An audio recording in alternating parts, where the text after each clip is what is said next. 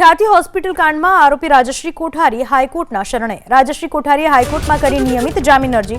રાજશ્રી કોઠારીની જામીન અરજી ઉપર કાલે સુનાવણી હાથ ધરાશે। અગાઉ અમદાવાદ ગ્રામ્ય સેશન્સ કોર્ટે ફગાવી હતી જામીન અરજી। ખ્યાતિ હોસ્પિટલ કાંડમાં જામીન અરજી રાજશ્રી કોઠારીની નિયમિત જામીન અરજી હાઈકોર્ટમાં કરવામાં આવી હતી। રાજશ્રી કોઠારીની આ જામીન અરજી ઉપર આવતીકાલે સુનાવણી હાથ ધરવામાં આવશે। દેવભૂમિ દ્વારકા જિલ્લામાં પકડાઈ 5 બાંગ્લાદેશી મહિલાઓ। રૂપેણ બંદર પાસેથી રૂક્ષ્મણી માતાજીના મંદિર પાછળના રોડ ઉપરથી પાંચેયને ઝડપી લેવાઈ। પોલીસે તેમના મોબાઈલ તપાસતા તેમાંથી બાંગ્લાદેશી દસ્તાવેજના ફોટા અને બાંગ્લાદેશી મોબાઈલ નંબર મળી આવ્યા। 25,000 રૂપિયામાં બાંગ્લાદેશી એજન્ટ પશ્ચિમ બંગાળ બોર્ડરથી ભારતમાં ઘૂસણખોરી કરાવે છે। ભારતમાં ઘૂસ્યા બાદ પહેલેથી અહીં વસવાટ કરતા બાંગ્લાદેશીઓ રહેવાની અને છૂટક મજૂરીની વ્યવસ્થા કરી આપે છે। કાયમી વસવાટ કરી શકે એ માટે ભારતીય નાગરિક સાથે લગ્ન કરી ભારતીય નામ ધારણ કરી લેવામાં આવતું હતું।